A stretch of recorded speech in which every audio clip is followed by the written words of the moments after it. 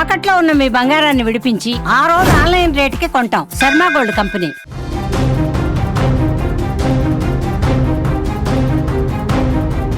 నంద్యాల జిల్లా ఆత్మకూరు పట్టణంలో మరో విషాదం నెలకొంది.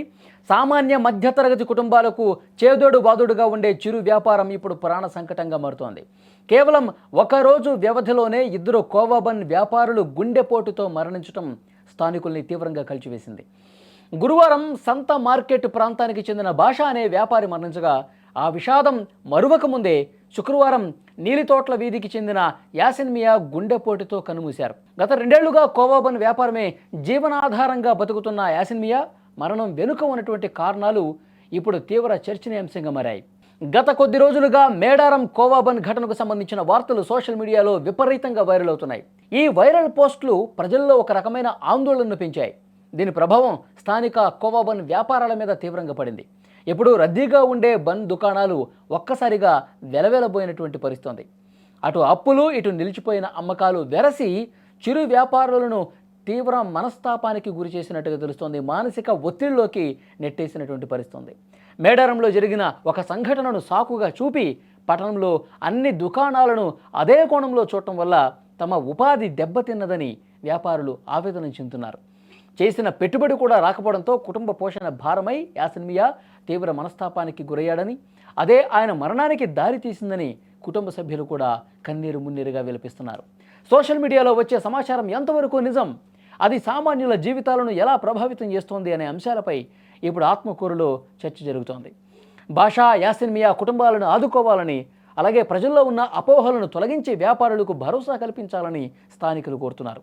మేడారం జాతరలో వలి అనే ఒక చిరు వ్యాపారిని ఏ విధంగా ఇబ్బంది పెట్టారో మనం చూసాం.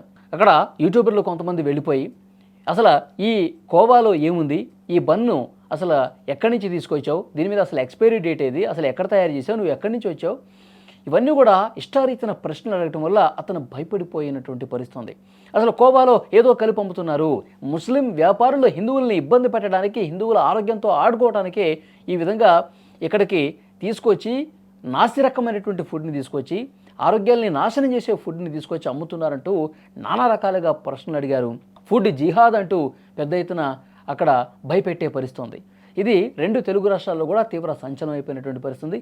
చాలామంది ప్రజా సంఘాలు, చాలామంది మేధావులు కూడా దీని మీద మాట్లాడారు. రాజకీయ నాయకులు కూడా మాట్లాడారు.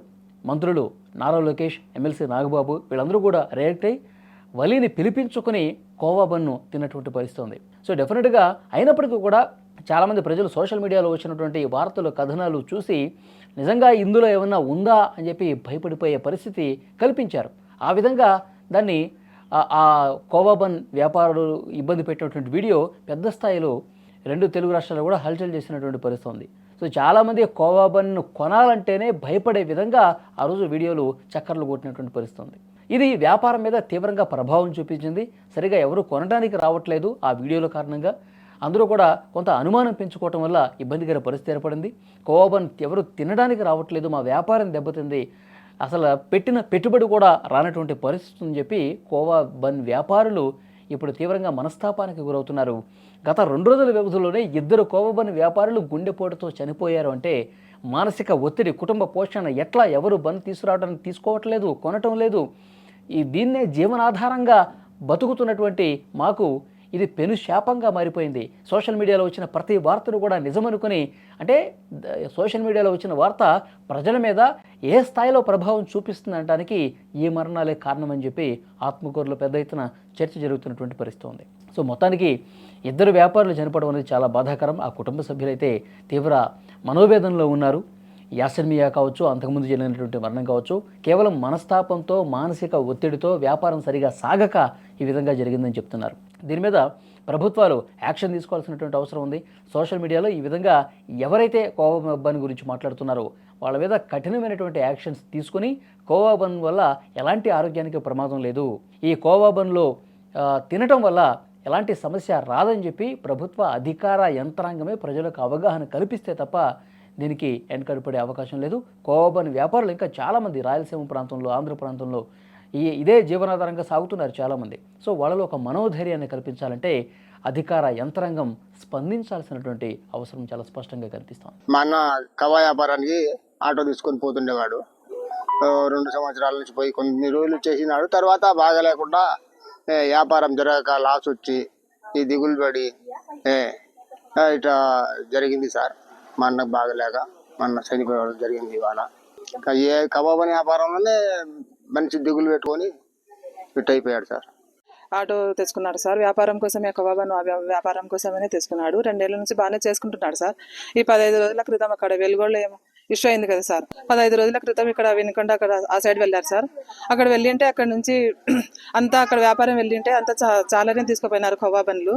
అక్కడ అందరూ మీది ఏమి బాగా సోషల్ మీడియాలో అంతా మీది వైరల్ అవుతుంది కదా కబాబంది, మళ్ళీ మీరు వ్యాపారం చేస్తున్నారా, ఇక్కడ క్వాలిటీ బాగుందా మీది, ఇది చూపించండి అని ఎగతాళి చేయడము.